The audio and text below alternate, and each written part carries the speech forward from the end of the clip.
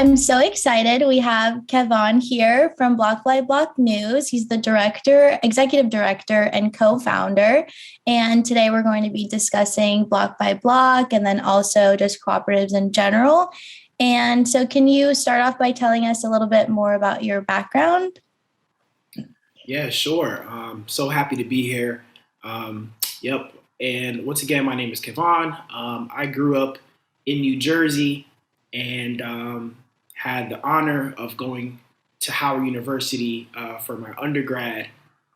Studied communications and media there, and then later on went to Georgetown University to study journalism more specifically. So, yep, all those experiences, which I'm sure we'll get into, led me into what I'm doing now, which is running Bloc By Block News, which is a media cooperative that we're building in Maryland to refocus people's attention on local news so that they could be active participants in their neighborhood.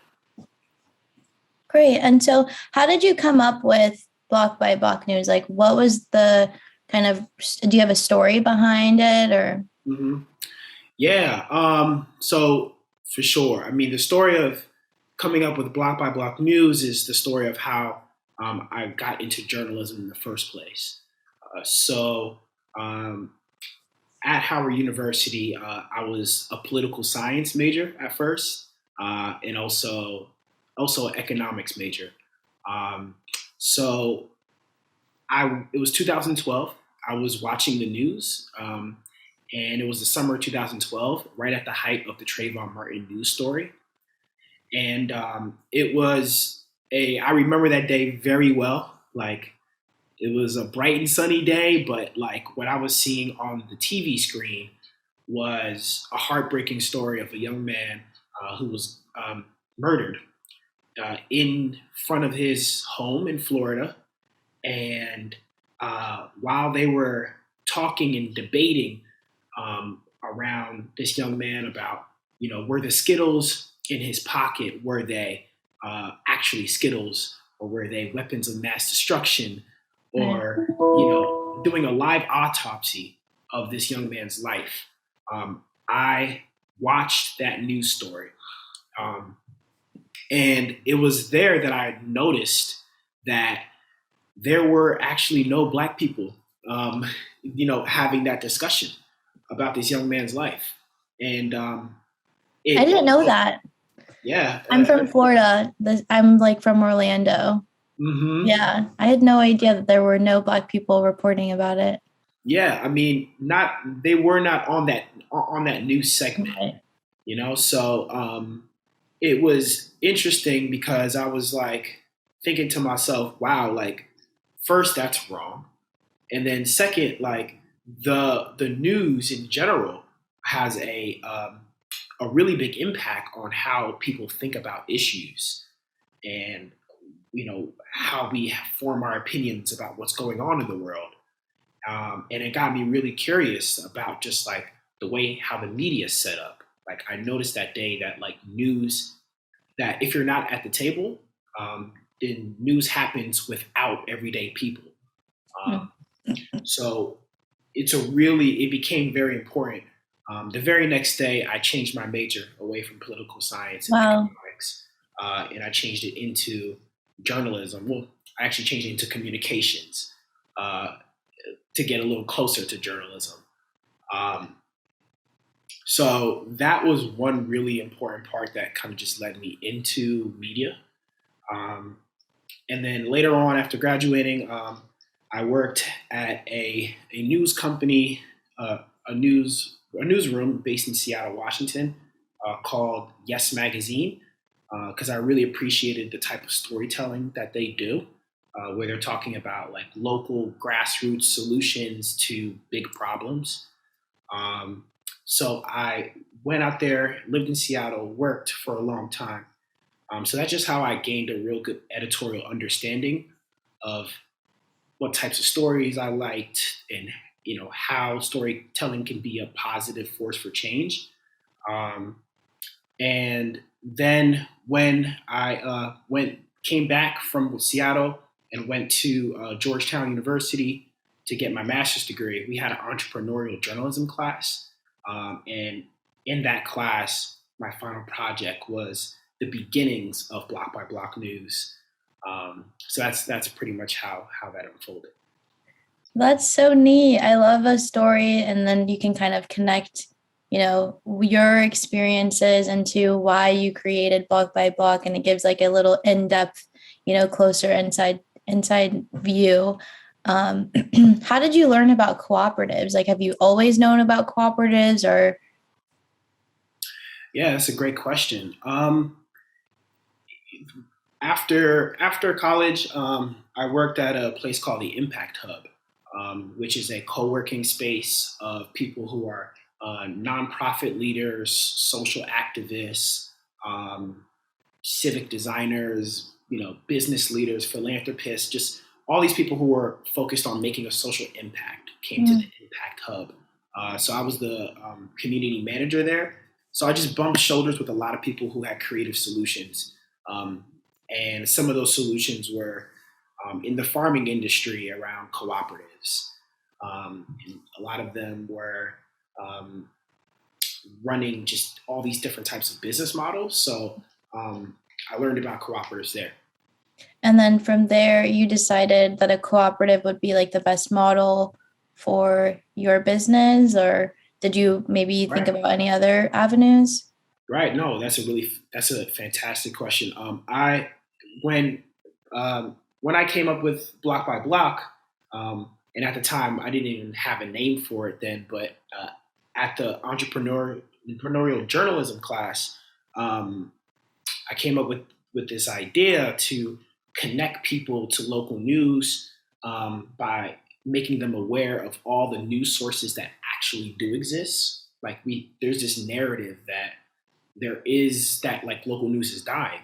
And while, I mean, there are newsrooms being shut down and there's our financial troubles in the news industry, there's also a lot of great places where you could get information about what's happening locally, but people are just having a hard time discovering that information. So I came up with a way to aggregate that news and bring it to people in that way. And when I thought about how powerful this could be, I also thought about, the big names that we see in technology, right? I think today is a day where like Facebook is currently in Congress being grilled, right, about their platform. Like, I thought about the people who, are very much at the power structures of these huge tech companies, and I thought to myself, like, do I want to be one of those folks? And the answer was no. I wanted to share power with the people who rely on news every day to make decisions about their life and their community. So a cooperative, making this technology also, and the media organization making it a cooperative, just felt like the best way to go. So do you think that the goal of the cooperative then is to give an opportunity for the community to be involved with like their news and what they're receiving, and then also maybe bringing together like a more diversity representation aspect? I know you mentioned the Trayvon segment that you watched, there wasn't any representation. And so is that kind of something that you're trying to broach with Bloc by Block, or what would you say the goal is? Right. Yeah. In the most simplest terms, I describe, Bloc By Block News.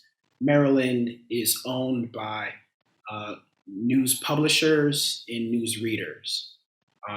So we are going to be making this one-stop shop destination for you to get all this news about what's happening from news publishers and from all these different sources of content.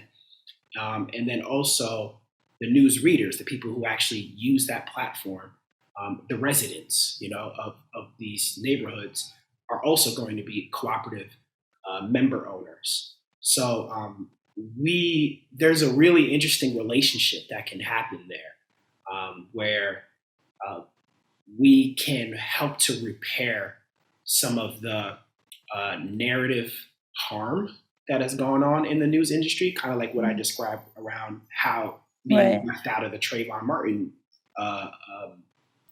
news segment and the coverage, how that made me feel harmed that day. Like we could have a better relationship and broker a better relationship between the people who are creating the news and also people who are reading the news. So yeah, like nothing about us without us. It's a model that is something that we could follow, and we're also working on. I also have like 2 examples in mind of ways how that can happen. Please share. Go for it. Go for it. Yeah, I want to hear it. All right, cool. So, so one example is like we are actually putting together a event right now where one of the news sources that we like have pulled stories from, they're called the Intersection magazine.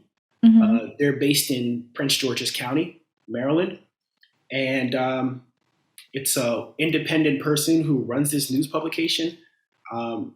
We are helping to create a event, which is going to be a cookout, Meet the Publisher cookout, where we plan to host it in a park, have a lot of food, and invite people to get to know this local news publisher who's covering stories in their neighborhood, and have a conversation with them about what stories they find are not being told and need to be told, and just kind of strengthen that relationship between the people and the news.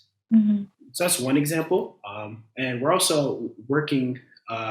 There's also a really interesting model, and I want to shout them out, based in Chicago, called the Documenters, and they train residents to basically be citizen reporters, and that's something that I'm super inspired by. The great work being done out of Chicago by City Bureau. They're called City Bureau. Daryl Holiday, Andrea Hart, and that entire team out there. They really have done a fantastic job training residents to. What is the name? I want to write that down.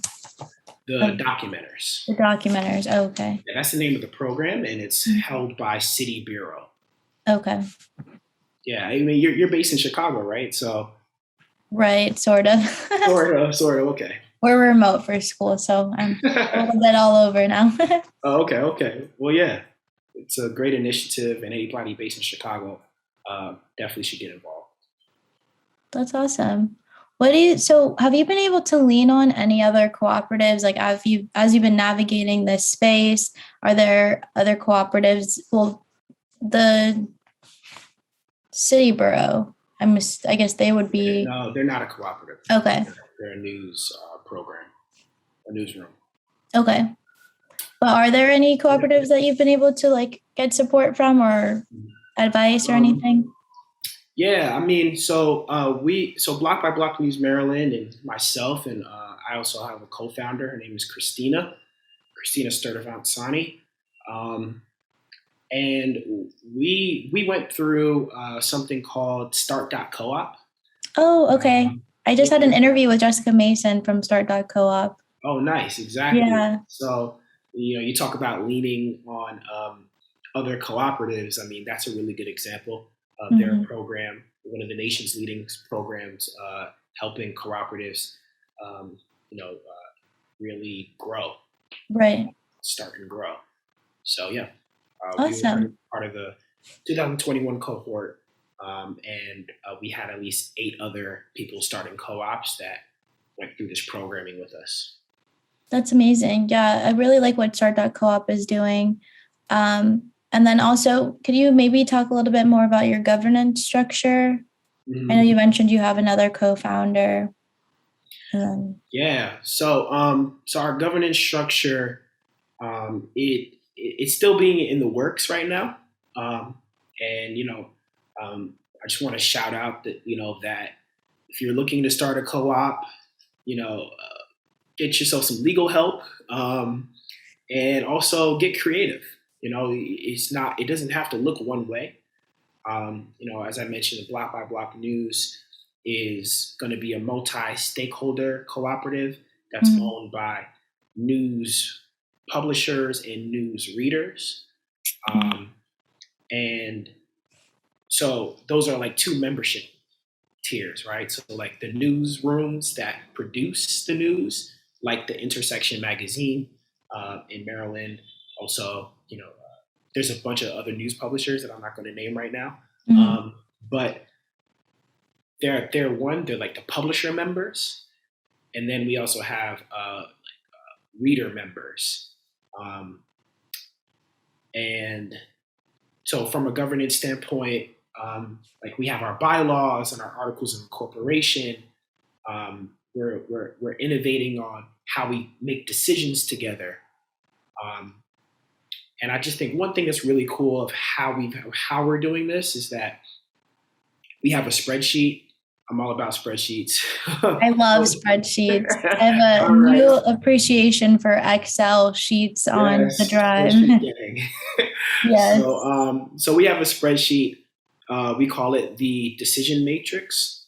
Okay. And that spreadsheet has a whole bunch of decisions like listed, like everything. Okay, budget. There's like 15 decisions that need to get made about the budget.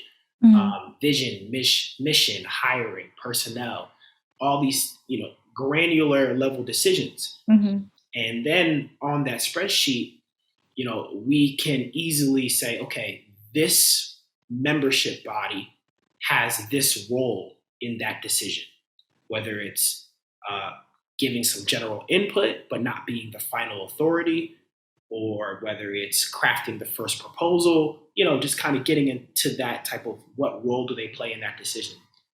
And we call that the decision making matrix. Mm. And our bylaw says that we only need to ratify the decision making matrix, not every, so, but our bylaw doesn't say like we have to ratify, every single decision gets Right. made this way, this particular way. So it's not. Oh, so you just focus on the matrix. You guys can update that whenever. It doesn't need to be a whole, ordeal versus Right, like, okay, right, right. that makes sense. Yeah. So I just think that adds, just like you said, it's able to be updated. Right. It adds flexibility. It adds a Yeah. lot of flexibility. So More efficient. You mentioned that it's so important to get legal assistance. So I'm assuming, I don't know if through start.coop or maybe just you personally, were you able to secure legal representation? yes, yeah, we were able to secure legal representation. Um, shout out to Elizabeth Carter, who offers wonderful legal representation, and has definitely answered a few of my burning questions. Um, Amazing. Great. but then also too, I've also reached out to a couple of legal clinics, like university legal clinics, and was able to get significant help that way as well. So that's another really important resource. How important do you think it is to have legal representation that maybe like looks like you or represents the members of your cooperative? Yeah, this is an interesting one. I think that let's see. Sorry, I have. No, you're fine. So this is an interesting question. A lot of what we're doing um, is breaking down power structures that have existed for a long time within the media. And I think the same could go on in many different industries.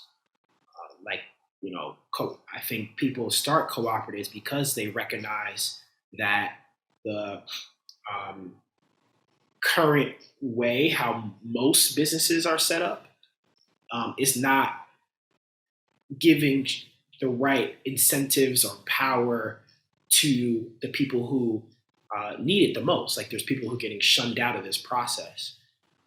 So I think having representation, I'm a black man, so having representation, that also looks like me means that there's an inherent understanding. Most times, there's an inherent understanding Right. that like really helps to have the depth of conversation that you need to have in order to really set up the way how you want to set up the cooperative and have the impact you want to have. I agree. So with your cooperative, did you face any challenges just like creating any business? I'm sure there were some bumps on the road. If you mind sharing some of your experiences. Right.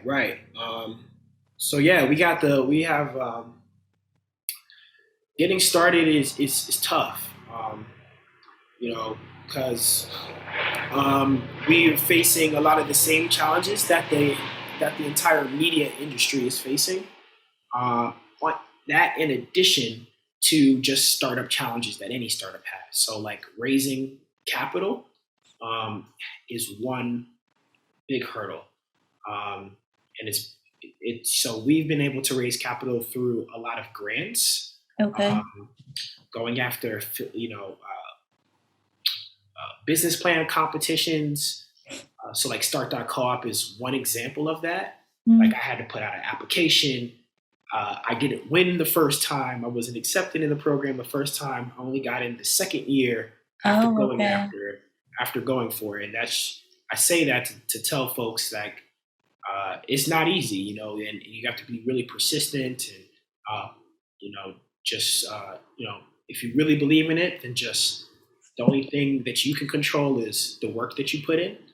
And as long as you're putting in the work, um, the outcomes are really not in your control, but what is in your control is putting in the work. So, putting in tons of hours, tons of applications on many different business plan competitions. Um, and, I Google those. I also get a lot of people who email me and say, hey, check this out.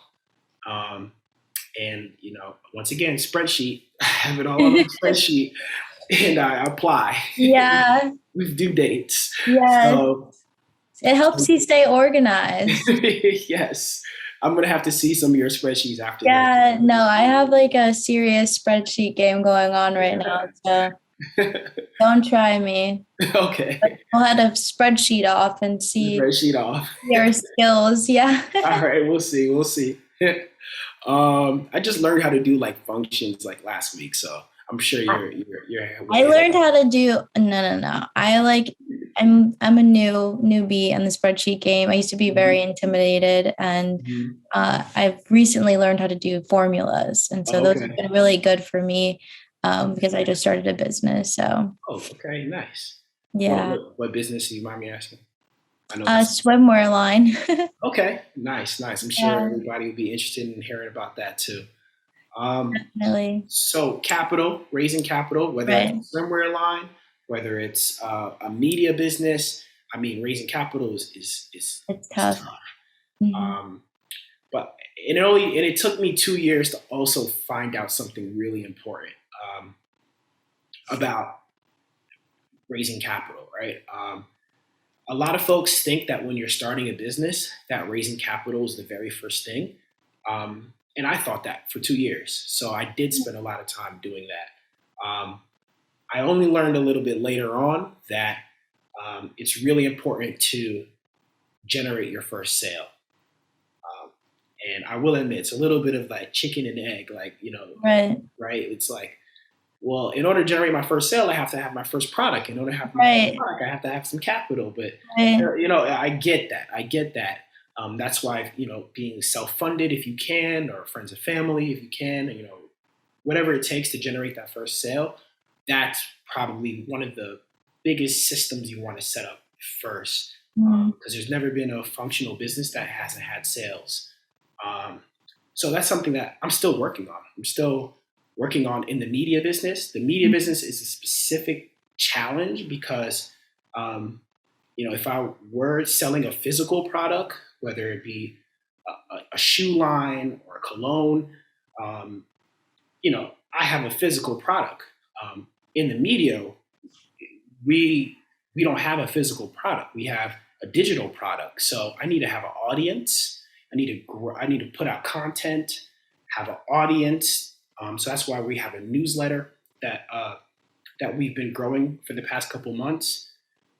So we're growing our newsletter, we're growing our audience, and then we could start to potentially have some advertisers that fit within our mission as well. So we're working on the sales component right now as we speak. Right. And the financing piece is so big, not even just for cooperatives, but just businesses in general. What do you think are some unique challenges that more specifically Black-owned cooperatives face? So specific challenges that Black-owned cooperatives face around financing? Maybe not just financing, just in general, if you can think of any that you think really stand out to you. Mm-hmm. Yeah. I think, I don't know the exact stats, but I know that, black people get less funding from like venture capital or, right. Or even just all other forms of financing. And venture capital is actually very interesting too, because they don't really understand cooperatives. They're not set up to understand cooperatives. So that's like a whole pool of money that we don't necessarily have a way yet of tapping into. But there are some cooperatives that, if you get some good legal help, if you really understand what you're doing, you can set yourself up to if you want to go that route. Right. Plug Elizabeth Carter LLC. Yeah. Elizabeth will be able to set you up that way. But, in terms of the financing, in terms of just like, what black cooperatives face, I think it's similar to a lot of the challenges that a Black entrepreneur faces as well.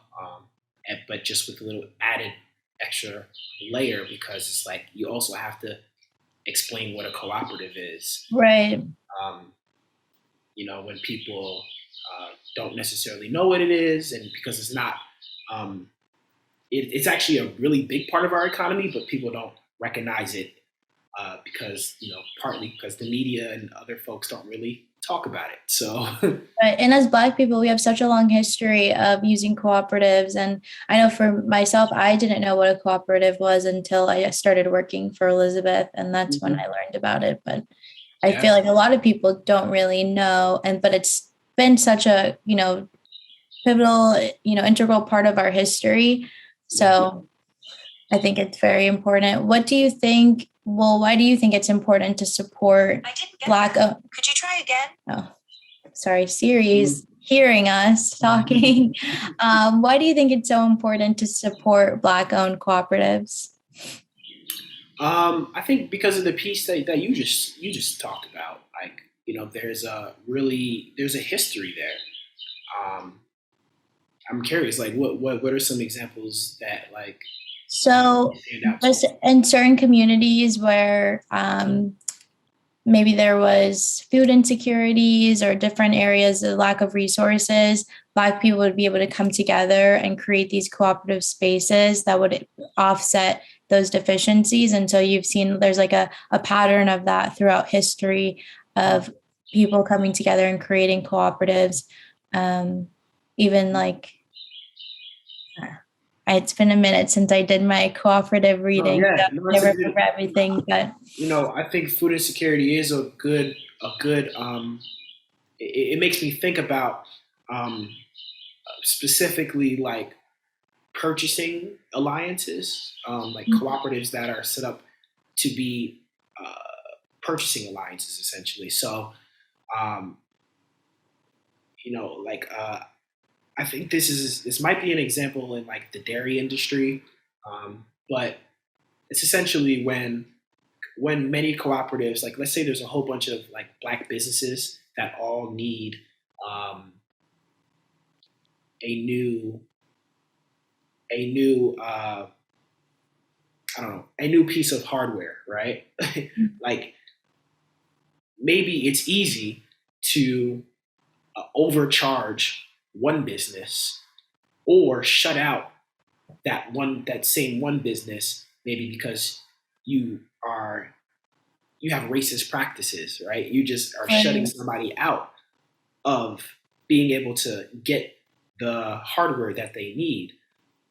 But if a whole band of um, businesses come together and now that purchase order is not for one piece of hardware, but it's for 200 pieces of hardware, it's harder to say no. Right. So, like the buying power, um, that's a real example of how some cooperatives are formed to increase their buying power, and then Mm. also they can negotiate better prices because they've banded together and decided that we're going to form a cooperative that increases our purchasing power. So, like examples like that kind of show um, how much of a tool and a resource like the cooperative structure can be when it's applied. And there's many creative ways to go about it. Definitely. How do you think the Black community has received cooperatives? I know we mentioned that, some people don't really know about cooperatives, but maybe for those that do, or Right.